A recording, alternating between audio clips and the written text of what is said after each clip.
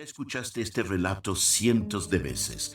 El domingo de Pascua, el sepulcro vacío, las apariciones del resucitado, la gran comisión. Id y haced discípulos de todas las naciones. La ascensión. Pero ninguno de esos versículos estaba en el Evangelio de Marcos cuando Marcos lo escribió. El Vaticano guarda el manuscrito más antiguo y completo del Nuevo Testamento, y en ese manuscrito el Evangelio de Marcos termina aquí.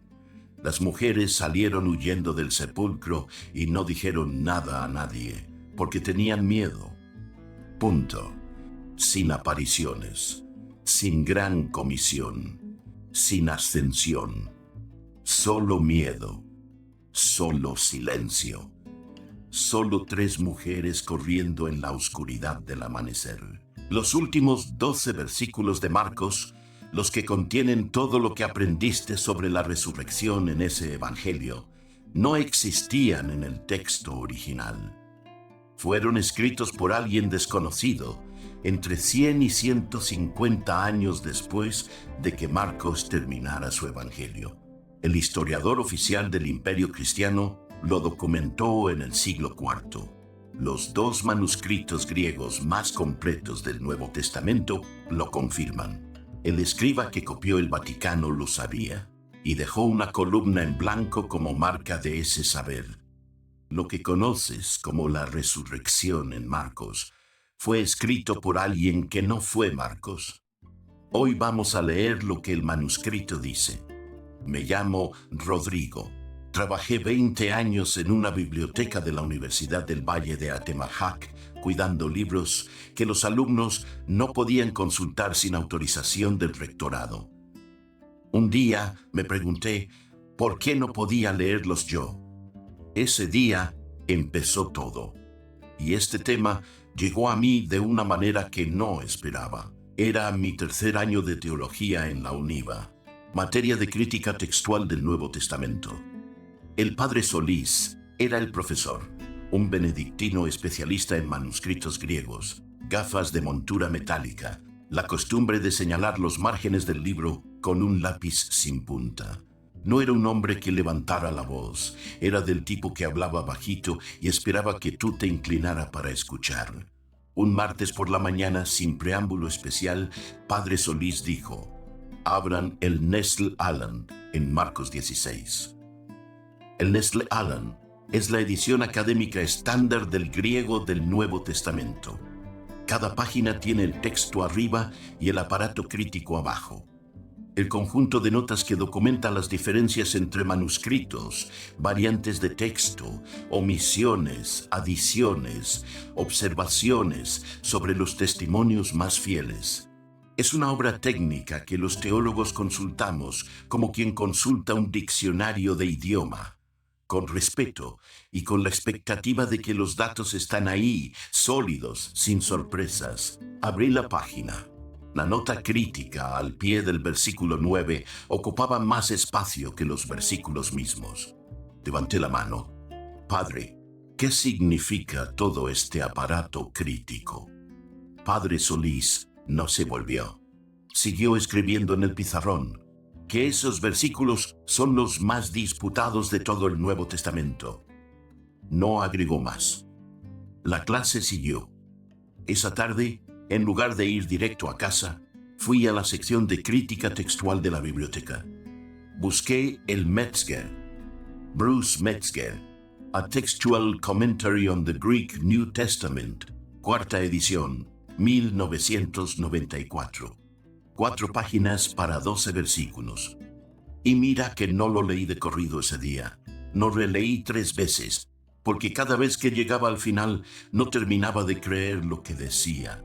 Leí que los 2 manuscritos griegos más completos del Nuevo Testamento, los 2 más antiguos que sobreviven, ambos del siglo IV, terminan en Marcos 16, 8, que ninguno de los 2 tiene los últimos 12 versículos, que el Códice Vaticano, el manuscrito guardado en el archivo apostólico desde el siglo IV, deja una columna deliberadamente en blanco justo después de ese final.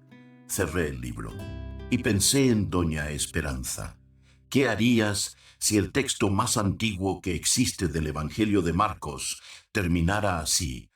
Las mujeres huyeron y no dijeron nada a nadie porque tenían miedo. Piénsalo un momento. No hay apariciones del resucitado. No hay gran comisión. No hay instrucción de bautizar a todas las naciones. No hay ascensión. Solo un sepulcro vacío y 3 mujeres corriendo en el amanecer sin abrir la boca. ¿Con qué te quedas? Entonces fui al texto, no a los resúmenes, no a los comentarios de divulgación, al texto mismo, a los manuscritos, a lo que los propios custodios escribieron sobre lo que tenían delante. El Códice Sinaítico, signado con la letra hebrea Aleph, manuscrito en pergamino, fechado en el siglo IV de nuestra era, escrito probablemente en Egipto o en Cesarea. Conservado hoy en la British Library de Londres, donde puede consultarse digitalizado página por página desde el año 2009.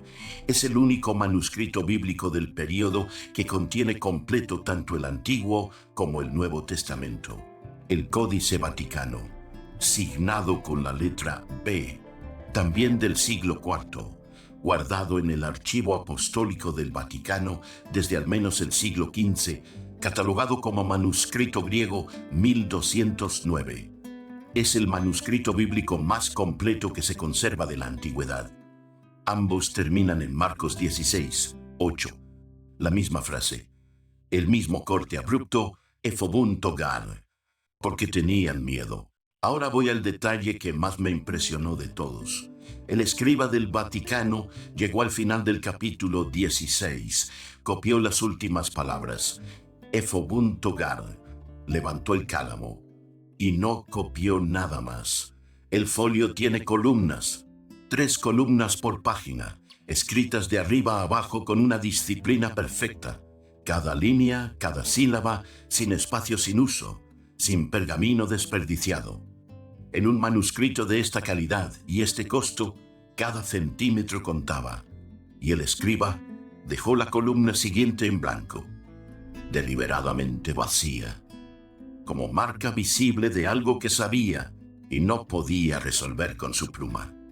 No había texto que copiar porque el texto no estaba, y tampoco tenía autoridad para inventarlo.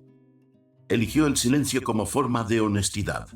Ese escriba anónimo del siglo IV dejó la columna vacía, y esa columna lleva 16 siglos diciéndole al que la ve: aquí hay algo que falta, y yo lo sabía.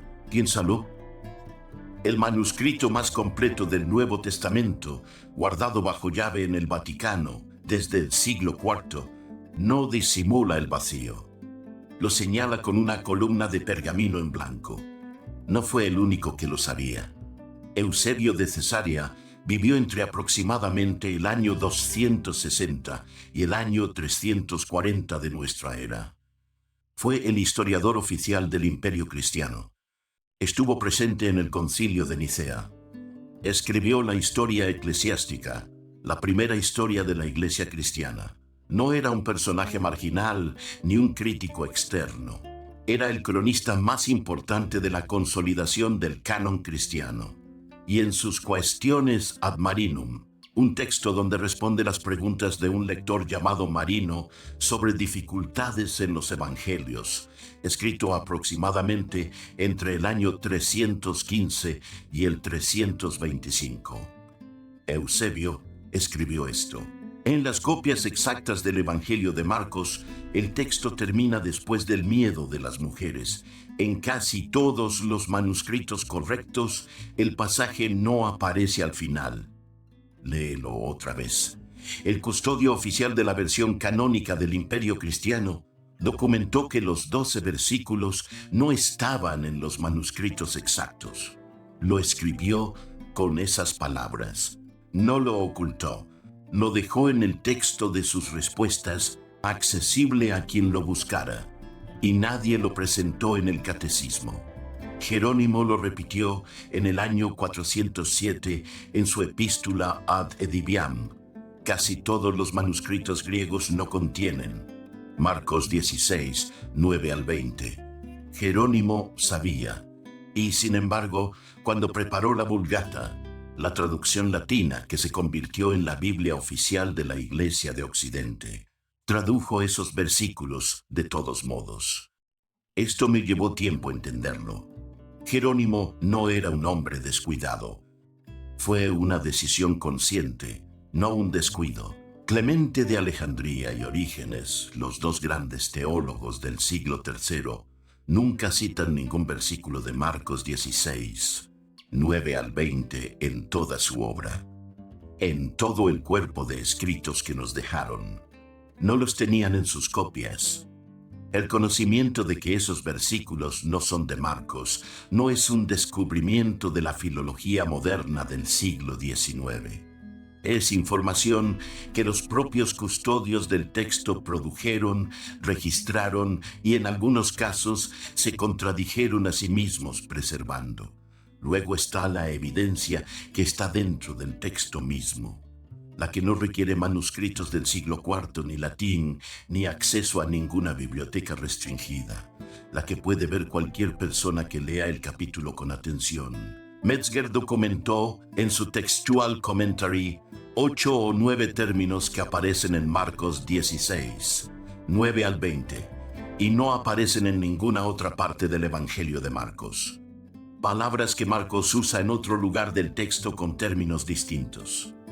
Vocabulario que no es el de Marcos, entre ellos apisteo, que significa descreer, blapto, que significa dañar, histeron, que significa después, términos que el autor del Final Largo eligió con su propio léxico, distinto al de Marcos.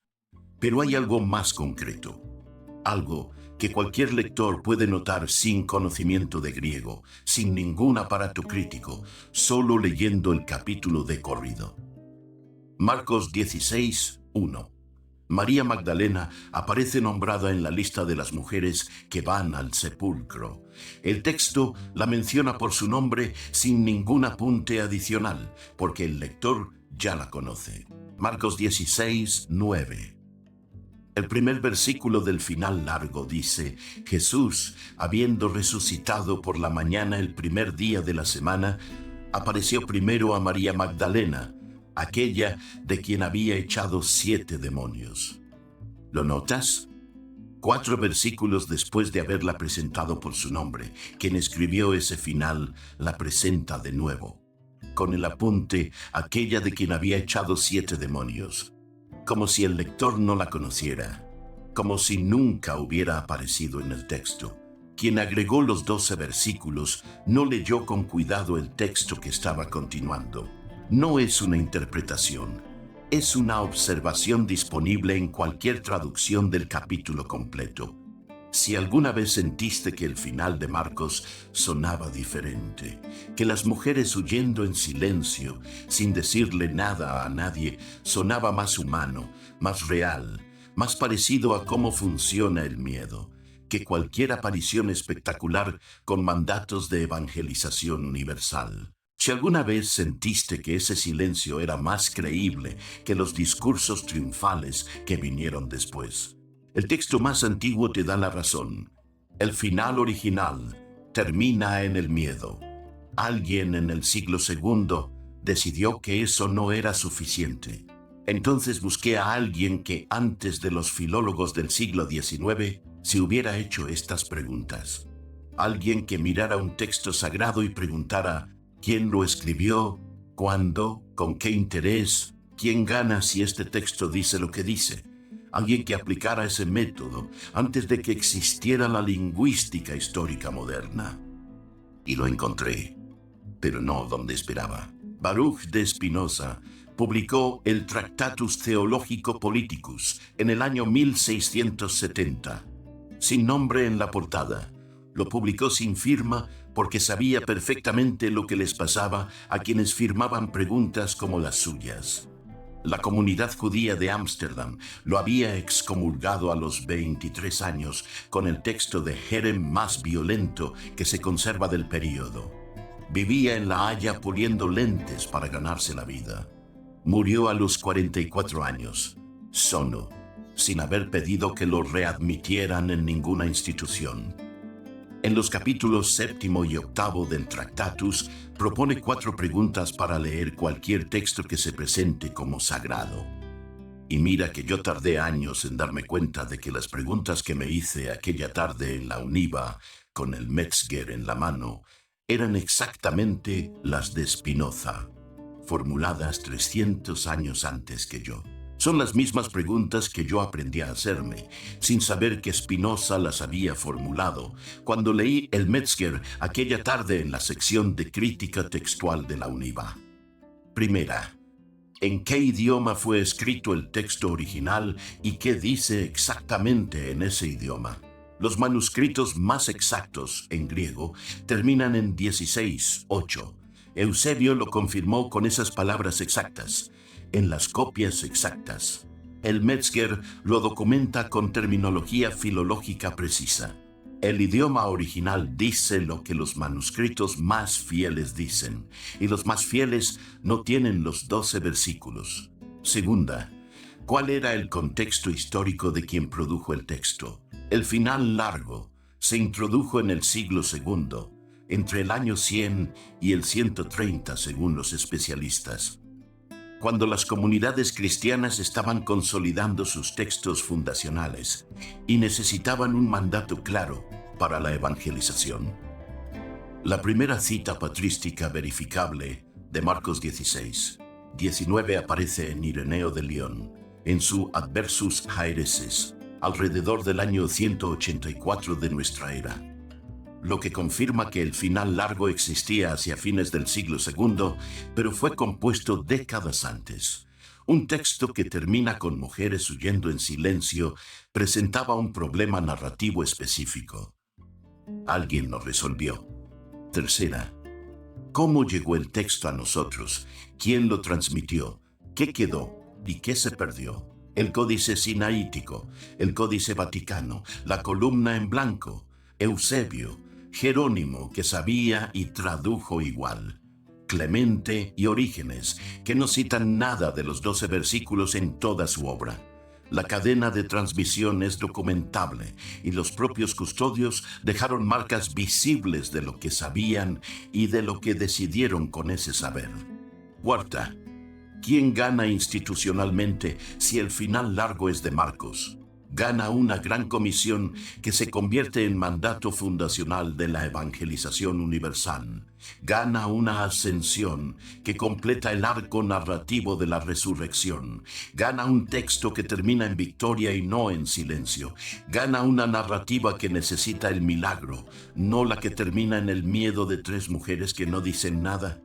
Spinoza no dijo que eso fuera malicioso, dijo que era predecible. Y que predecible no es lo mismo que inevitable, y que la única manera de no ser gobernado por lo predecible es hacer las preguntas antes de que alguien decida por uno que no deberían hacerse. 300 años antes de que Metzger publicara su comentario, Spinoza ya le había dado el método. Quiero volver a Doña Esperanza.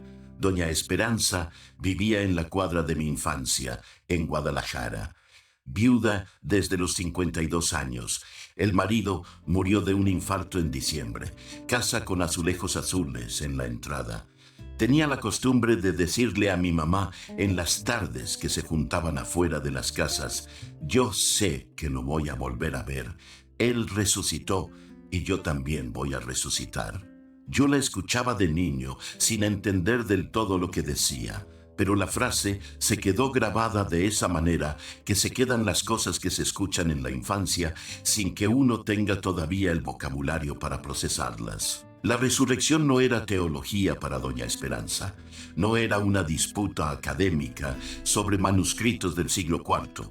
Era una promesa concreta, personal, de una mujer de 52 años que había quedado sola en una casa con azulejos azules y que necesitaba creer que el dolor tenía respuesta. Cuando años después leí el Metzger y entendí que los versículos que fundamentan esa promesa de manera explícita, las apariciones del resucitado, la frase «Él resucitó», la ascensión que completa el arco, fueron escritos por alguien que no fue Marcos entre 100 y 150 años después del Evangelio original, no sentí que había ganado un argumento. Sentí el peso de una pregunta que todavía no sé cómo responder. ¿Le quita algo a doña Esperanza saber esto o le da algo? Todavía no tengo la respuesta, pero creo que ella hubiera preferido saber. Lo que sí pienso es esto: la promesa que doña Esperanza necesitaba no dependía exclusivamente del versículo 9 de Marcos 16. Dependía de algo que el escriba del siglo segundo no inventó de la nada. Lo encontró en algún lugar, en alguna tradición, en alguna experiencia de las comunidades que ya circulaba, y eligió completar lo que el texto original dejó abierto. Lo que el escriba del Vaticano eligió en el siglo IV fue diferente. Dejó la columna en blanco, dos respuestas al mismo problema. Una agregó, la otra señaló el vacío, y entonces vuelvo a la pregunta con la que empezamos. El Evangelio más antiguo termina así: las mujeres salieron huyendo y no dijeron nada a nadie, porque tenían miedo. Eso es lo que Marcos escribió, no el miedo como antesala de la victoria, no el silencio provisional que pronto sería roto, el miedo como última palabra del Evangelio más antiguo, el silencio como final. Y alguien en el siglo segundo decidió que ese final era insuficiente, que las mujeres tenían que hablar, que Jesús tenía que aparecer, que la historia necesitaba un remate distinto. El escriba que agregó los 12 versículos no era un mentiroso, era alguien que encontró el final demasiado abrupto y lo completó con lo que conocía y lo que necesitaba.